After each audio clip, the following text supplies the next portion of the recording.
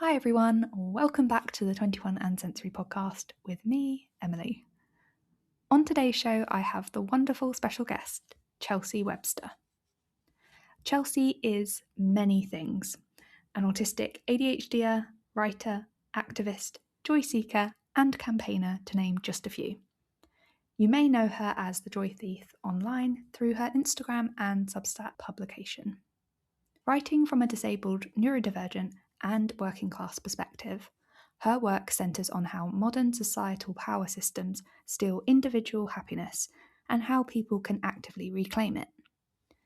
Chelsea is the co-host of the AuDHD Unpacked podcast and creator of the Autism Support Group, which is a low-cost, autistic-led and neuro-affirming virtual space designed to connect and validate autistic adults. We will, of course, be chatting about the many, many things that Chelsea does. But first of all, Chelsea, would you like to say hello? Hi. I wrote down an intro for myself and yours is way better Oh, than what I wrote. amazing. I love that. It's so hard to especially when you're someone that does lots of different things across lots of different formats. So I was just like, here's a few of the things she does. Yeah, I think you covered it really well. Yeah. Okay, There was cool. things in there that I was like, oh yeah, I did do that. It's only until someone kind of describes you, you're like, oh, thank you. Yeah, I do that. Yeah. Well, thank you so much for coming on as well. I feel like we're going to have a lot to talk about. And as I said, you're a fellow podcast host as well, so that will be interesting to chat about. Obviously, I mentioned that you are an autistic ADHDer, but I like to kind of start this podcast with a kind of background to you and your diagnosis, if that's okay. Yeah, all good. So I self-discovered my ADHD in about 2021. I think it was mid 2021, and then autism around 6 months later. It took me a lot longer to understand and I guess accept that I could be autistic. But once I accepted both of those things, I requested referrals, first through the NHS, but I was told the wait times were much shorter through Right to Choose. So then I requested Right to Choose referrals as well, and then was medically confirmed for both of those in 2023. So ADHD in the February and then autism in the April. So relatively short wait times for those in comparison to current wait lists. And I actually recently got the letter about my NHS ADHD referral this month. So that's 5 years I would have been on the wait list had I not gone through Right to Choose. Wow. But I believe that even now the Right to Choose lists are actually really long as well. So wow, that is wild. And then one thing I also like to add is that in 2022 I was diagnosed with hypothyroidism, which is a chronic illness that I'm medicated for, but I like to add it because it gives me a lot of fatigue, and that really impacts the ADHD and the autism. And I really saw a change in how they interacted with each other when I developed that illness. So I guess before I had hypothyroidism, my ADHD was more prominent, whereas now it's a lot more internal and it's a lot more brain noise and overwhelm from that because I don't have the energy to, you know, give in to my impulses and go off on do whatever. Because I'm tired a lot, my tolerance for sensory and social input is lower, so I need more rest and I get overstimulated a lot more than I used to.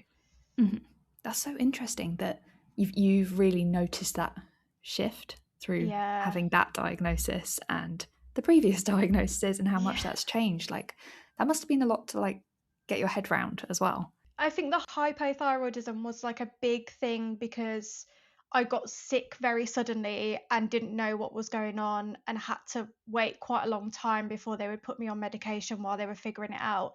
But with the ADHD and the autism, it answered a lot of questions for me. So it just it in with those diagnoses, it sort of felt like coming home to myself, whereas with the hypothyroidism I felt quite lost.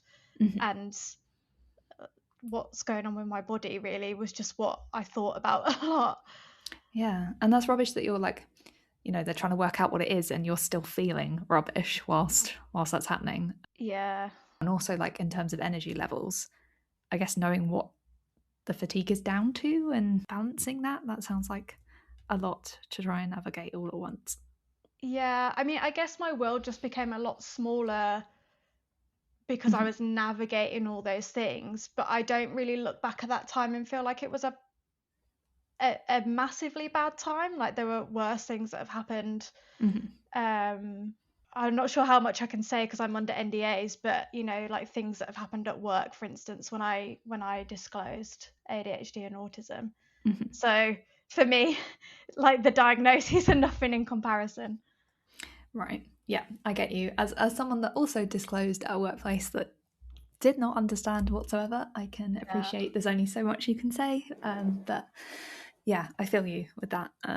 That's really rough. I was going to ask you a bit about like kind of your background in terms of education and work. So I don't know if maybe it'd be interesting to chat about that. I mean, so I went to university. I think what I did at university was quite is sort of interesting because I didn't go to university full time. I actually did a part-time degree, and part of that was the financial benefit of being able to stay home because I just wasn't sure how to navigate the finances of going to university, and so it was easier just not to navigate that and just stay at home. And I think that's where the autism comes in, because it was such an overwhelming process to be like, okay, I am going from living from home doing my A-levels to suddenly I'm moving away from home for the first time, paying bills, cooking for myself, trying to find somewhere to live whilst also studying. I'm going to need to get a job. Yeah. And I just like, my little like 17, 18-year-old self was just like, that's too much. No, that's not going to happen. So it was much more accessible for me to do a part-time degree and stay at home. And it was also much cheaper. But still, even with like, I got a bursary because I'm from a low income family, and even then I nearly got kicked off the course for not being able to pay the rest of the fees. And my mom and dad had to actually step in and pay it for me because I just couldn't afford it, and they did end up having a bit of money. So I think the way that I did university was quite like autistic. I know a lot of autistic people like tend to go to, or some autistic people go to university and then drop out because it's too much. And the way I did it actually was more accessible to me. And then I left so I did a business degree. I left university and worked in admin for a while, and then from there sort of went into working in construction actually, which was really weird. I didn't like it, and I wanted to do marketing. So this is where like I think my special interest come into it, because I was like hooked on social media as soon as I signed up to it, and I wanted to work in social media or digital marketing or something around that sort of realm. So what I did was I created a tea blog, and tea was my special interest at the time. So I just blogged about tea, made a social media account about tea, and used that to understand digital marketing, and from there developed a career in social media marketing. And I did that for 8 years professionally with some really big travel brands. And then also some startups as well. But then in the last few years I was made redundant, and then I've been out of work. So I've just been trying to figure out like, well, what am I doing now? Okay. Wow. Yeah, that sounds like a lot of change and a lot of like different transitions as well in terms of workplaces and stuff. But I love that you started a tea blog. Like, how fascinating. I forget. Someone reminded me. Actually, I think it was my podcast co-host was like, "Yeah, when you had the tea blog," and I was like, "Oh yeah, I did have that, didn't I?" And so it's like top of my mind at the moment because I completely forgot I did it, and then she reminded me, and now I keep thinking about it. Like I just had this tea blog, and actually we were talking about the fact that I had over 1,000 types of tea at one point, and because it was my special interest, I had all this tea. That like brands sent to me or whatever.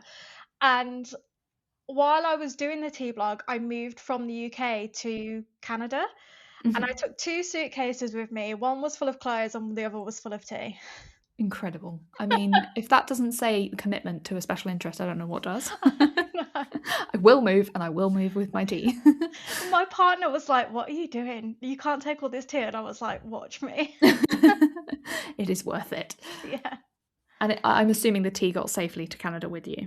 It did, yeah. And then I lost the special interest. Is that an ADHD thing there, like taking over? I think so, but it's also that the T blog was sort of set up to help me get into digital marketing, and when I moved Right. out there, I did actually manage to get a job in digital marketing, so then it became less important and I had less time for it. And I still love tea, but I don't collect all these different varieties anymore. So yeah. Fair enough. I mean, the fact that it got you to the point that you know, your goal to essentially get a Yeah. job within that is really cool. Especially from like kind of, I know obviously you studied like business, but from a digital marketing perspective to build that on your own, it's really impressive. Thank you. So you moved to Canada for a bit. That's interesting. And how long were you there for? I was there for 4 years, and this is also another one of those ADHD whims from before I was chronically ill. So my partner and I went out there to visit a friend who had just moved out there, and while we were there, we were at a party where I was really jet lagged, and everyone there was British or a European immigrant of some kind. And they were all saying, you have to move here, it's so good. And I was like, I'm never moving here, like just really grumpy, jet lagged, just didn't want to be there. And then we got home after that trip, and I said to my partner, maybe we should just apply for the visas and see what happens. And if we get them, we get them. If we don't, we don't. And we got them. So that's why we moved there, because we just applied. Like there was no Wow. real thought of like, we want to do this. It was like, let's do it. If it happens, then that's what we will do with our life. Wow, that was a really like trusting the universe to work stuff out for you, and if you get it, you get it. Like that's really cool, and to stay there for 4 years as well. Yeah. Did you like it? Really loved it. I think looking back, we both actually regret coming home, but we came home because lockdown happened and we were calling our families a lot more, which made us miss them a lot more. Sort of like that object permanent sort of things, out of mind, out of sight. But then once they were there on the phone all the time, it was a bit more like, oh, actually, we really miss them. Let's go back home. Right. But looking back, we wish we'd stayed a couple more years. Okay. It's tricky though, isn't it? Because yeah, It like you is. say, lockdown kind of shifted a lot of people's like life plans and Yeah. locations and things. It would be interesting to ask you how you kind of started up your Joy Thief work, and in terms of kind of how long after or before your diagnosis, like what made you decide to start up an online presence, and also advocacy work you do. Basically, just how do you juggle it all, and how did you start it? Yeah, so after the tea blog sort of died down, this was when I was living in Canada. We arrived there in the spring, and then in the summer there were a bunch of wildfires. Right. And the smoke sort of blew into Vancouver where we were living, and I'd never experienced anything like that before, and sort of that was my climate crisis awakening, if you like. So this was Right. Mm-hmm. 2017, so it was just as XR was sort of ramping up their whole campaign. And so I sort of went from tea blogging to joining Greenpeace as a volunteer, and did that for a while, and started talking more about climate activism on my social media, volunteering with Greenpeace, and that sort of developed into social advocacy as well, because obviously they go hand in hand. And then I created a campaign called Climate Census, which was targeting the census to basically tell the government how many people were concerned about climate by hijacking the census, essentially. Wasn't majorly successful in terms of getting recognised by the government, but 5,000 people signed or pledged that they were going to do it. So that's not an insignificant number.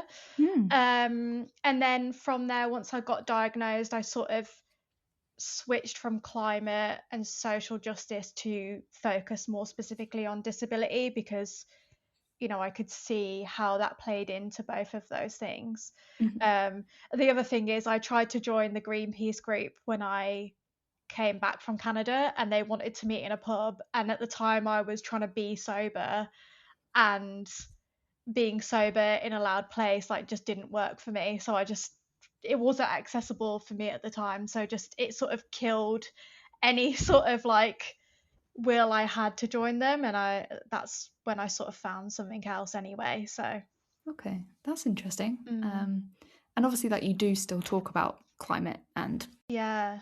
disability as well. Like, I kind of how you link them and how you just describe their importance and their relation to each other as well. It's really interesting how you talk across a range of different kind of topics, but they're all still linked, and a lot of people might not realize that. Yeah, and I think this comes back to a working theory I have about joy, which Mm-hmm. is there are two types of joy. So you've got like the little J joys, which are the small, everyday, nice it is, like a nice cup of tea, enjoying seeing a bee or hugging a loved one, whatever. But then there's what I call the big J joys, which are essentially our human rights. So the right to be free from discrimination, the right for stable work and housing, healthcare, clean water, clean air, and on and on, Mm. all of which are being eroded by austerity, which is the government decreasing welfare and investment in public services, the cost of living crisis, which is essentially wealth being accumulated by the rich and removed from the working and middle classes, and then the climate crisis, which year on year is getting worse and is making the world less stable place to thrive in. Mm. And the more those things continue, the less of those big joys we have access to, because we have to work harder to maintain stability and security, and then we have less time to notice the little joys.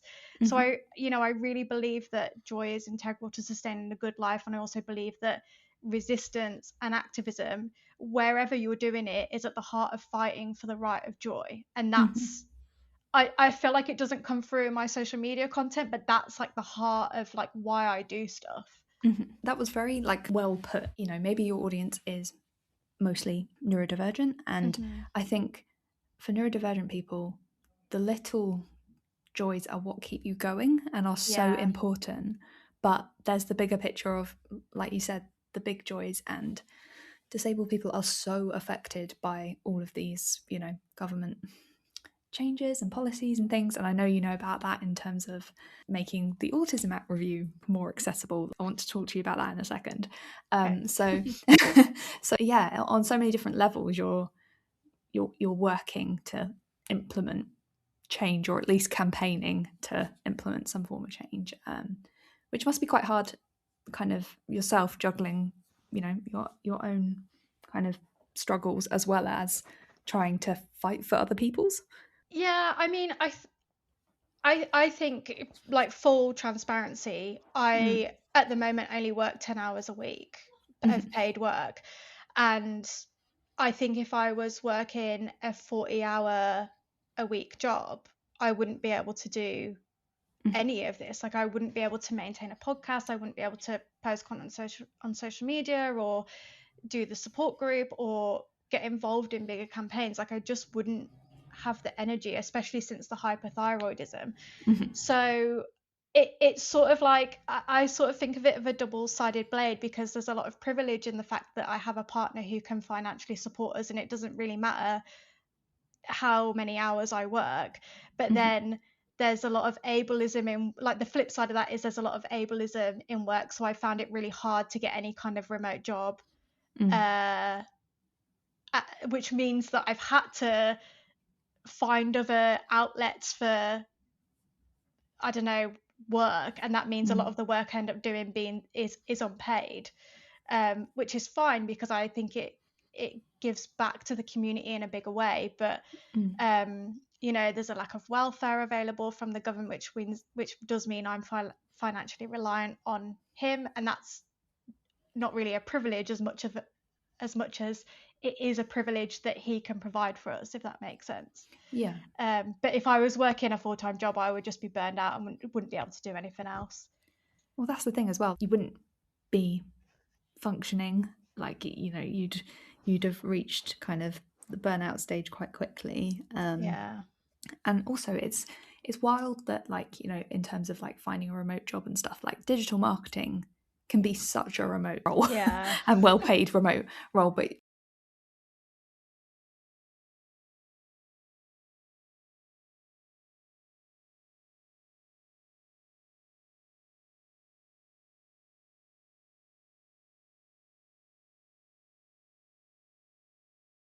I think, acknowledging the fact that, your partner is able to help you in terms of kind of, living, and that not everyone might have that. But I think that is a lot of people's reality, especially in terms of, things like childcare and like how expensive that is and things. I think people are relying more and more on their other halves to financially support each other or a whole family. So yeah, I think it's a difficult time for that. I guess the point I would add as well is that I never want people to see all the things that I'm doing on social media and think, how does she have the time? Like, it's because I have a privilege that they might not have, in that I don't have to work. And that's the only reason I can do it. But I also don't want to like not be able to get a job, and then like it would be fine if for someone to sit around, but I can't do that because I see all these problems in our society, and I'm like, I want to work in some little way to fix them. So that's like where my focus is at the moment. And if ever my partner wasn't be able to support us, I would probably disappear and people might not hear from me as much. But that's the thing, like, things can change that quickly. Yeah. And the fact with that AI as well. Yes. Oh, that's a whole podcast in itself, I feel. Yeah. I guess this kind of links to, like, I'm assuming the Autism Act review stuff, I'm assuming you didn't get paid for that. No, it was very much off your own back, and I know it was a group of you. Like, maybe we could talk about that, because I think that's really important. And also, I assumed it wasn't something that you were paid for, but you absolutely should have been. I mean, so that started because, I saw the committee had been put together to do a review of the Autism Act to see essentially had it worked, and we all knew it hadn't, but let's play along and give the government our feedback. And I opened it, and I was sitting down to write and give my feedback, and I was like, this is horrendous. Like, I had to step away from the laptop so many times because it was so overwhelming. And I could just see how it could be easier. And I was like, if I'm someone who is maybe less politically engaged, less politically educated, and I don't think I'm very politically educated, but if I was someone with less of those things, I don't think I would have continued through with it. So in my mind, I was like, if I can make this easier, maybe more people will get involved. So I just did a call out on stories, like with my idea, asking anyone, would they want to be a part of it? A group of people did. Neurodivergent Lou lent us her audience, like a massive audience, so we got quite a lot of reach. Charlie Clement, they proposed. We also made a easy read document, which was a great addition. We did the breakdown, like basically we broke down what the government was asking, because they wanted you to submit a 3,000 word essay basically, and we broke that down into a Google form so that people could sort of just answer those questions as they were going through and come back to it and stuff. And then we collated all those answers and just made submissions on behalf of those people. So we ended up with 4 submissions. And there were other people working behind the scenes, like Georgia Holiday and someone called Tanya. I'm not sure if she wanted to be mentioned or not, but they were working behind the scenes to help with the collation. So there were about 5 or 6 of us like really working on this, and then we submitted it, and we got mentioned in the act for us, in the report that came out of the review for helping make it more accessible. And then I've been told by someone else that later committees have adjusted how they ask for responses from people because of what we did. Wow. I don't know how true that is because I haven't seen it, but that's what I've been told. And I also found out that the committee had the most written responses any committee had ever received at that time. Wow. So I think it worked. I think that's an understatement. But also, like, what you picked up on and what you did as a group, this shouldn't be rocket science. This should be a given. Yes, it took a group of you to do this work, but just, do they not know their target audience? Clearly not. But that's amazing to hear the feedback you got as well, and the most submitted, just because you noticed and thought, do you know what, this isn't okay? Yeah, I mean, I don't want to like over attribute it to what we did, because there were a lot of charities involved raising awareness for the fact that the review was there. So, Mhm. but I do think it is interesting that it had the most written responses of any other committee. Yeah, But yeah, absolutely. You made it more accessible and easier yeah, to submit to. Surely that's only a good thing. yeah. That's amazing though. And I can only imagine the amount of effort and kind of hours that took as well to be doing that like voluntarily. Yeah, I really wish I'd tracked how many hours actually, but I think there was a good week where I did nothing else. I was just staring at the computer trying to go through people's responses and Mhm. pick out the themes, and I read a lot of those responses, and it was dire. It was really hard reading because of the state that autism services are in, the state of actual support out there, like across the spectrum as well. It's not, people with higher support needs who might be cared for by their family are struggling, like parents of autistic children are struggling, Mhm. early diagnosed, late diagnosed, young, old, like everyone is struggling. And one like the question that the government was asking, or this committee was asking, in the different sections that they wanted to know about, so there was like education, healthcare, um community, things like that. Mhm. They were asking, what is the government doing well in this area? And there was like so few responses for those things, because there really isn't much going on that's good. And the Mm. responses that were highlighting the good things were people saying, well, there was this one specific teacher who really helped us navigate this system. So it's like a lot of the good things that are happening are down to individual people Oh, absolutely. taking the time to help. Mhm. That's wild. Mm, Yeah, it's not, due to training or any kind of widespread sort of campaign or yeah. anything. It is literally good people being understanding and accepting. Yeah, Um, basically, yeah. yeah, that is wild. I can't believe that they asked that question. Like, what are we doing well? It's like, well, can you not see from the other section Yeah. that things aren't great? I mean, I Yeah, can understand, because if there was something that yeah, was particularly good, then that's a sign that they should keep it. But there was very little, you know. I guess one of the things that people were saying was right to choose was a very good option, mm. when NHS waiting lists were so long. But the problem is now that the right to choose wait lists are also very long, so it doesn't, you know. It stopped doing its kind of Yeah, yeah essentially. role. Yeah, and also like as a group of neurodivergent people yourselves, like that must have been a lot to have to sift through. Mental health wise, that must have been taking its toll a bit in terms of, you having to like collate all this stuff to submit.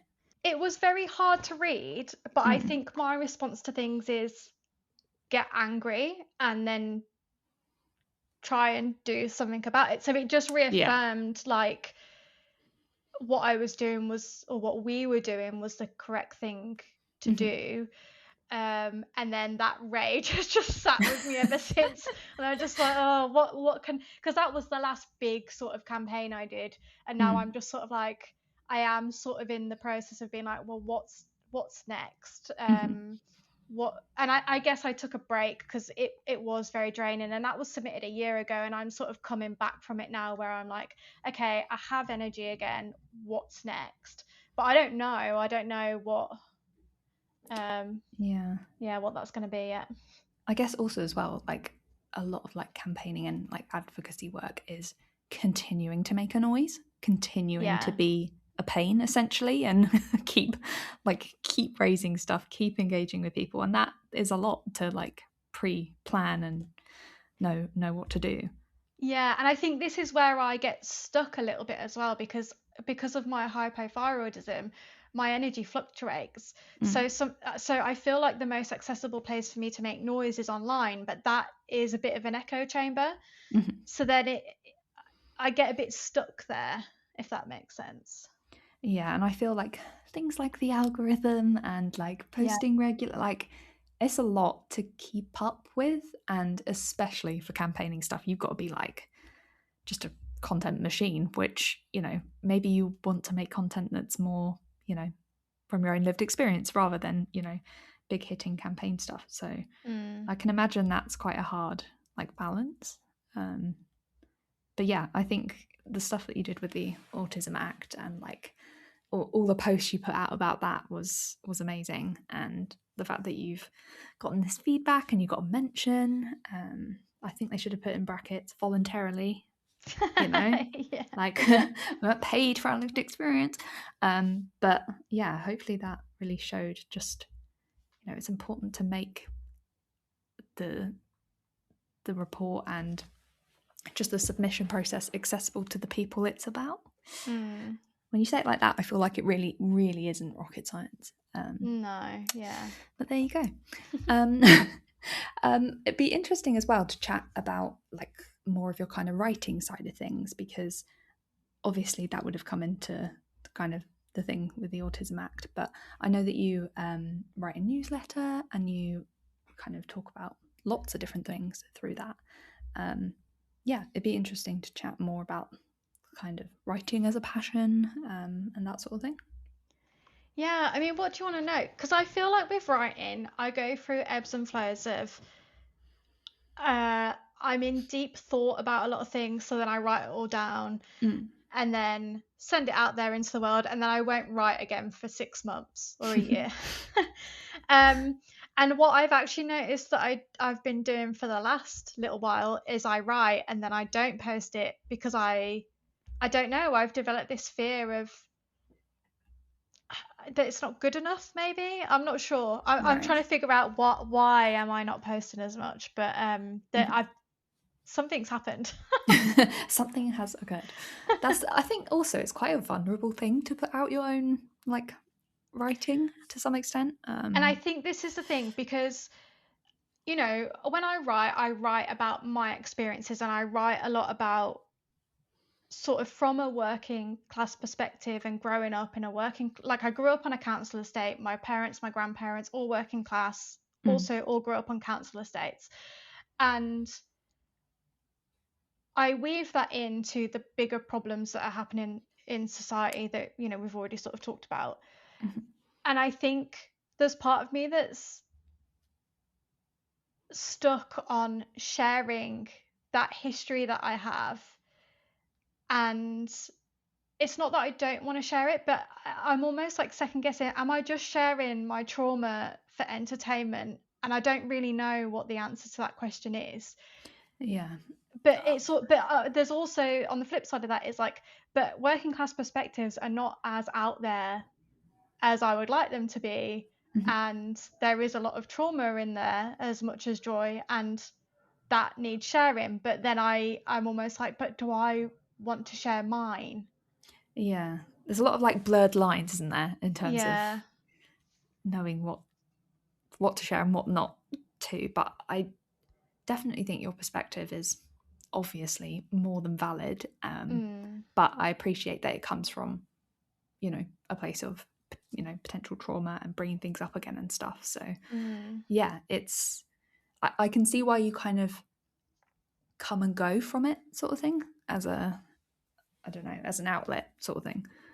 Yeah, and I guess, again, to come back to the hypothyroidism, if my energy is low, the last thing I want to be doing is sat at my laptop for 4 hours writing, editing, rereading,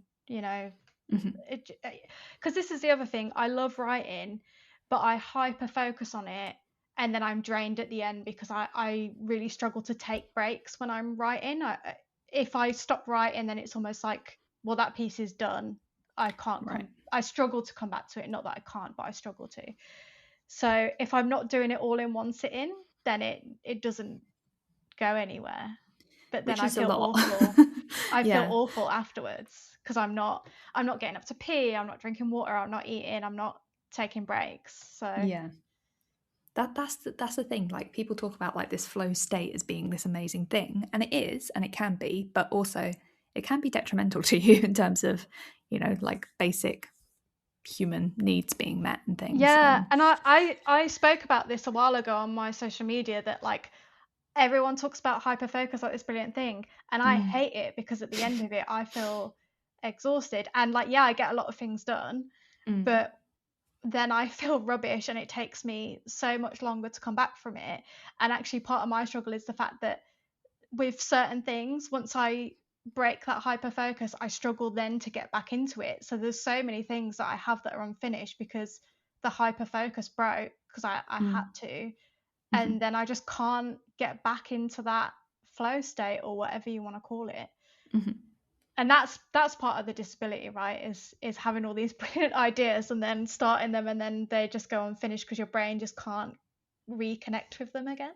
Yeah, and also the audience online don't see the recovery days. They don't see the effect that putting out content or putting out a newsletter, just how much, I guess, emotional and physical energy it takes to do that sort of thing, and that it can be detrimental to the rest of your week. That's what's really hard to get across on social media is, yeah, I've put out this bit of content, but actually this is the effect of doing that sort of thing.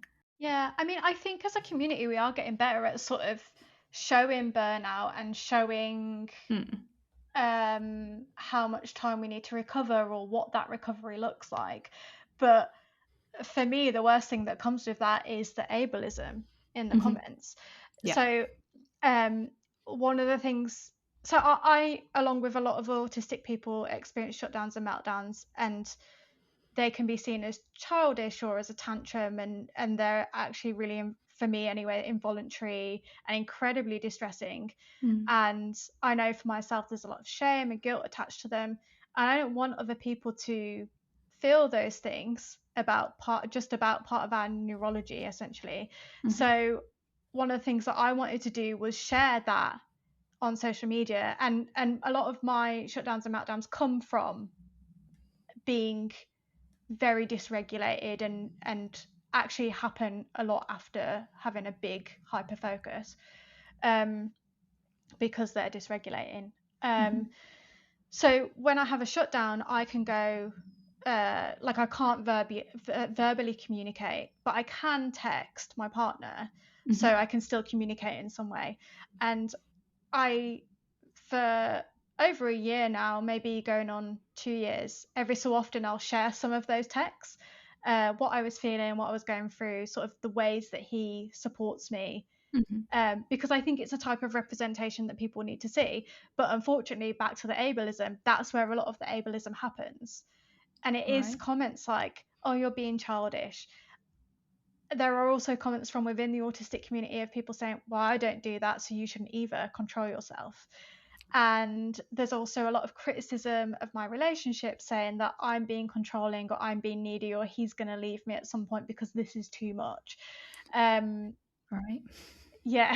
Okay. I can hear the energy draining from you just listening to it. Yeah. That's wild.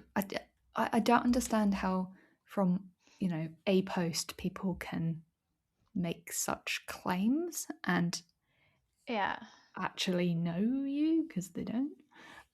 They see like 10 texts and assume they know our relationship. And we've been together 15 years next year, so a long time. Oh, wow. And one of the things that I don't always do it, but sometimes if the comments are starting to get bad, I put a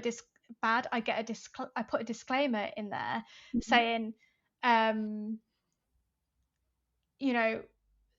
this isn't always how we navigated my shutdowns. And this is what works for us now. And it took us about 10, 12 years to get to this point of finding something that works for us. Part of that journey was me being diagnosed so we could understand it, because before I was diagnosed, we both tried to make me push through and it would make it worse. So they lasted longer and they were worse than they ever were. And I don't know if you need a trigger warning for this, but I was much more depressed and suicidal before diagnosis whenever I had a shutdown and a meltdown. So the way that we handle them now are way better for my mental health, and they keep me safe and they keep me alive. And the fact that people see that and want to say, he's going to leave you, or this is controlling in some way. And all I'm really showing is like me saying, can you bring me a cup of tea? Can you bring me some snacks? Or him saying, is there anything I can do for you? And that's like the jump that they go to, and it's Wow. wild. I mean, also, like, I don't think they appreciate the process you've been through in terms of, like, you know, you have to work at a relationship, whether you're Yeah. neurodivergent or not. But, like, you know, some of these things, like, you know, could you bring me a cup of tea? That's not a big ask for anyone, sort No, of it's thing. But normal. actually, it can really help you in the moment, sort of thing. Yeah. But yeah, that's wild that they, you know, And I do challenge those comments. yeah, I say to people, have you never asked your partner for something before?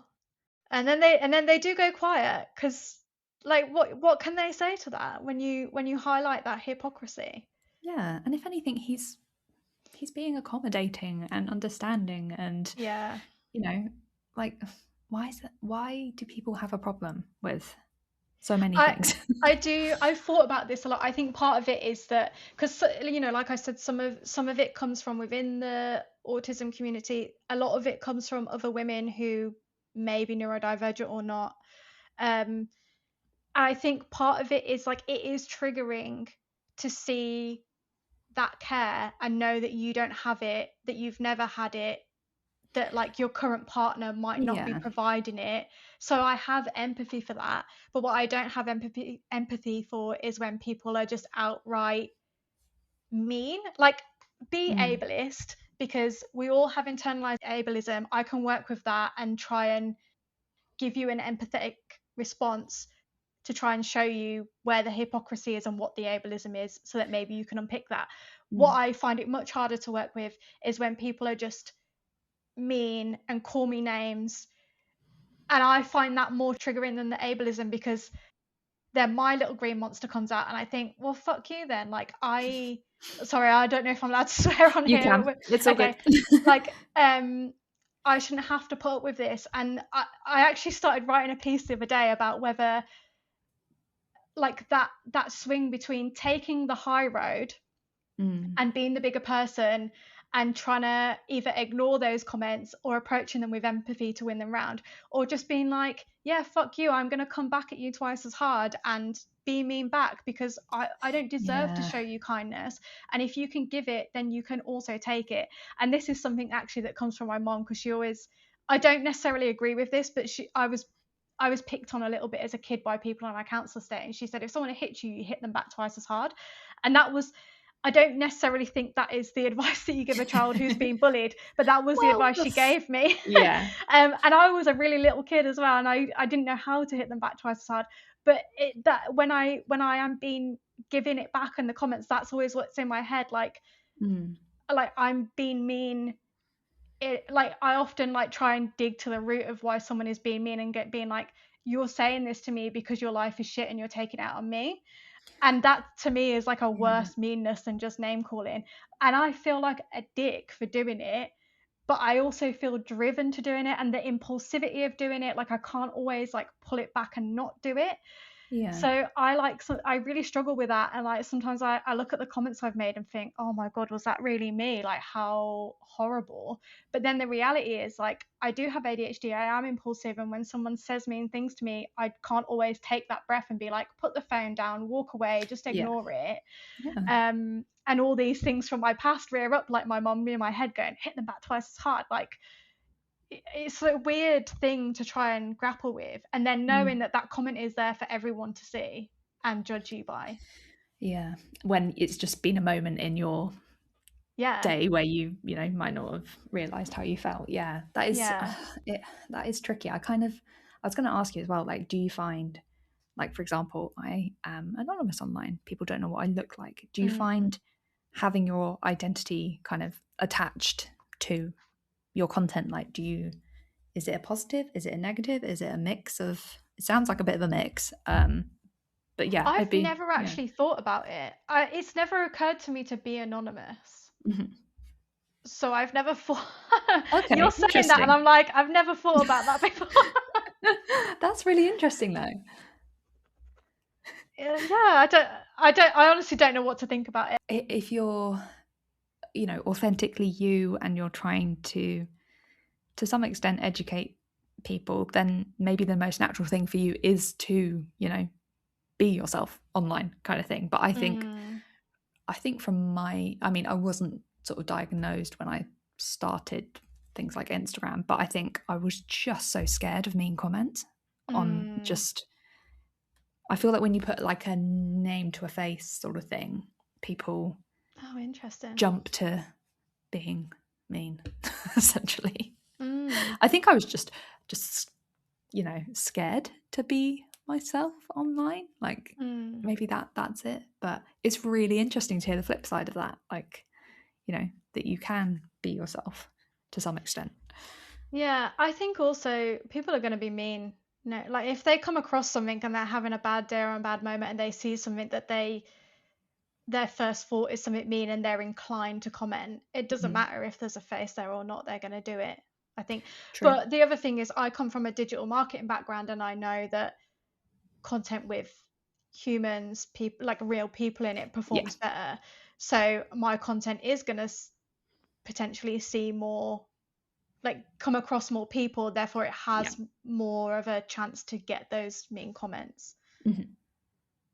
Yeah, I guess no matter what type of creator you are online, like there's gonna be people out there that don't love what you do or feel the need to comment. And this is the thing, right? Because I talk about being mean to people on the internet. I only ever do it when they're saying something to me.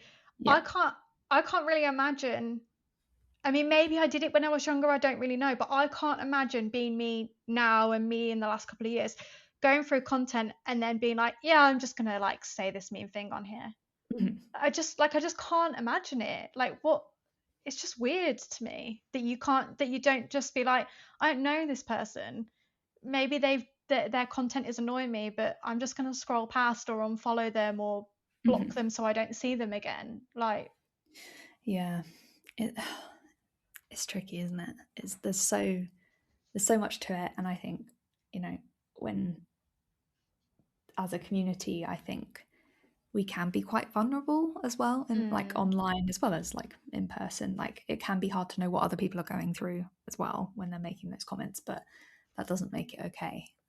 The last piece I actually wrote on the newsletter was about empathy and how a lot of the time when someone would say something mean or like a bit off to me, I would think, well, I don't know what they're going through.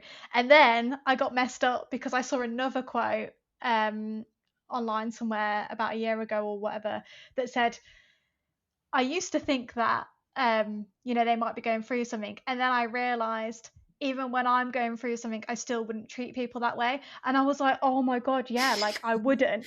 And then when I was trying to have empathy for people, I was like, yeah, but I wouldn't do that. And then I had to go through this whole process of trying to claw my way back to the empathy and being like, okay, but my bad days might not be as bad as someone else's bad days. Like, I don't know. Like, I'm in currently a financially stable position. Like, I don't have kids. I don't have too many responsibilities or stresses.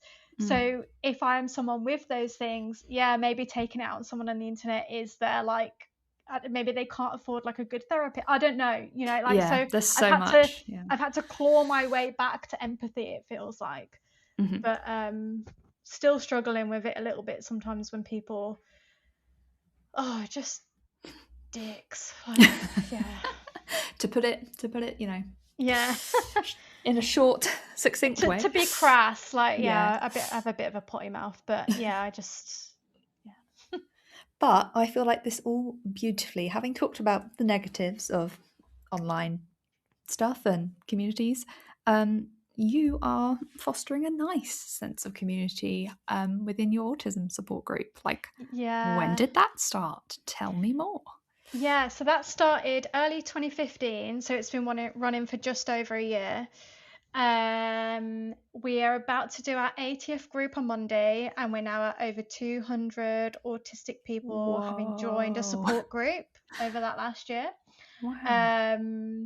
We have like quite a lot of people who come back really regularly, so that's really nice.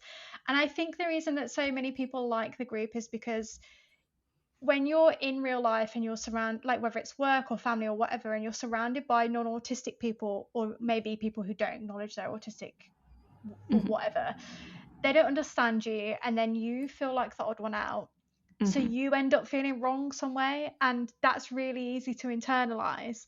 But then when you have a space where it's only autistic people, you get to experience just being like everyone else for just an hour, and Yeah. you get to feel understood. And I think it's really powerful to feel that. And I've seen people join the group, and the first time they come, they don't seem very confident, they seem quite quiet and low, and you can just see the difference when they've been like a couple of times. You can see them opening up, and it's almost like they have a bit more of a bounce and a new level of self acceptance. And it's just so nice to see.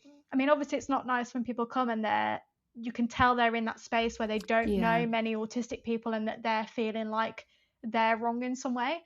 But then very quickly it turns around for them, and they realize, okay, I'm not wrong, I don't have the community around me. Yeah. And the fact that you can facilitate that and Yeah, see people's like growth, that sounds so lovely. it's very rewarding. Like even on days where I'm a bit like, because for me it's work, it's a job. Um, Even on days where I'm like, oh, I've got to do this tonight, by the end of it, I just feel, along with everyone else, just feel so uplifted, because I'm reminded of like how nice it is to be around autistic people. Even for me, just as a facilitator, I don't share very much, but it's just nice to be in a room full of autistic people and to be like, yeah, here we are, the baseline. Yeah. And isn't that interesting as well, that it does benefit you, whether or not you're feeling 100%, like you do come away from it as a positive thing. Yeah. Like that's really interesting. So say I was coming along for the first time, like what could I or other people who might want to join like expect? Like how do you run it? Yeah, so we at the moment I've got two different types of groups. One is like a themed group, so um, there'll be a theme, and then there'll be 6 to 7 questions based around that theme. So the one that I did last night was about masking and unmasking. So the questions are really designed, they're more like prompts really, they're open questions to get people talking about how they feel about specific elements of masking and unmasking. So one of the things is, how do you navigate being around a loved one and trying to unmask around them for the first time? Like, what was that experience like for you? And then people can use the hands up button, because I use Google Meets, and then we just sort of go in order that people raise their hand, and they can talk about their experience, they can respond to each other. The camera doesn't have to be on, so that's quite a nice thing for some people if they feel a bit anxious.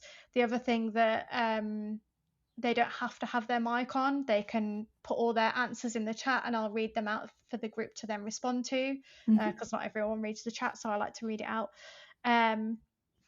And so I think enabling people to have the camera off and the mic off is a lower sort of demand way of joining. And actually, I've had people who have messaged me like, oh, I've signed up, but I don't want to speak, like I just want to be off. And I'm like, yeah, totally fine. And halfway through the session, they come on camera or they turn their mic on, because I don't know, I guess they can see that this is like it is an accepting space, and it's fine to just be yourself. Yeah. And then the other type of group is less structured, I would say, where we have an icebreaker at the beginning just to loosen people up. So it'll just be a fun question like, I don't know, what's your comfort movie or whatever. Changes every week. And then everyone gets 1.5 minutes to do a check-in, which is optional. People don't have to do that. But what they say, sort of, I make notes on it, and any questions they might want to ask the group, or things that they're struggling with, or things that they're enjoying that they want to share, they can say in their check-in. And as I'm making notes, I try and like spot themes between what people are saying, and the most common themes we then talk about. So it's much more active for me to like think of the prompts and engage people, and make sure that the things that they're bringing to the group are sort of getting addressed with other people, and sharing that peer experience. But yeah, both types of group are popular. It just depends on preference. I would say that the themed groups are more about self-exploration, and then the other group is a bit more community based. Like their team seems to be a bit more friendship building in there, from what I Okay. can see. Yeah. Oh, it's nice that you do two different types though. Like I can see why, some people might gravitate towards one rather than the other sort of thing. Yeah. And do you do them weekly, did you say? Yeah, so Mondays and Wednesdays. Occasionally I give myself a week off. Fair. Yeah. Like for instance, I went away to Devon with my partner's family last week, and we got back on the Sunday, and I just thought, there's no way I'm going to have the energy to do this on a Monday. Like I might be able to push through, but it might be detrimental, so I didn't do one. But it's usually they're Monday and Wednesday. Right. Okay, amazing. I will put a link in the show notes to Thank you. like both different groups. I'm assuming there's like pages on both sort of thing. Or is it all on one? Yeah, it's all on one, and then as new sort of groups are added on different dates, then they go on to that same link. But yeah. Right. Okay, amazing. I will put that in the show notes. Thank you. And also on the whole running a group thing, I saw that you were a nominee for the National Disability Awards. Yeah. That's cool. That's recognition right there. Yeah, that's true. I got to see the comments that people left, or the nominations that people made or whatever, which was nice. Didn't get the shortlist, but that's okay. It was still nice to see. I saved those comments actually, so yeah, that's a good idea. Yeah. on the days where you're just like, why am I doing this? Like, yeah, I can see that would be exactly a nice thing to check in. But hey, look, people say they're Oscar nominees. Like you can say you're a nominee of an award. I still think that's true. A big thing. Yeah, honestly, absolutely. Put that on the CV. And I think kind of just before we wrap up, it'd be nice to, obviously we talked a lot about like your work and your life and stuff, but I feel like we haven't really covered the things that bring you sensory joy, maybe the things that, I don't know, just hobbies, special interests. Obviously, we have mentioned one special interest. Yeah, I mean, I honestly feel like I'm online a lot. And I do think social media is a special interest for me. Like I said earlier, ever since I signed up, I was hooked on it. That's probably not a good thing.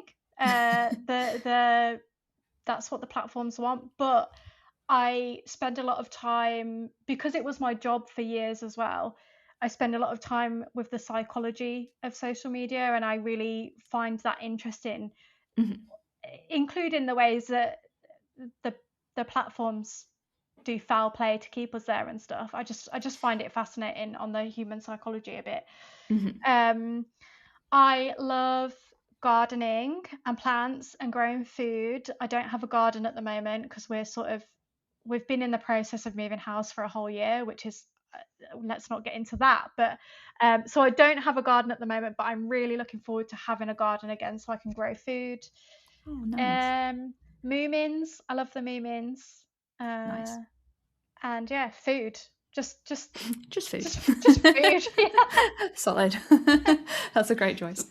Oh, that's nice as well. And like to look forward to having a garden, that's something nice to like work towards, sort of thing. I managed to grow a few things in pots because we do have like a little deck thing where we are at the moment. So I got blueberries and garlic and lemon balm this year, so that was quite nice. Oh, blueberries, that's... Yeah. Those can be a bit fiddly, can't they? Well, you're the second person to say that to me in a week, but I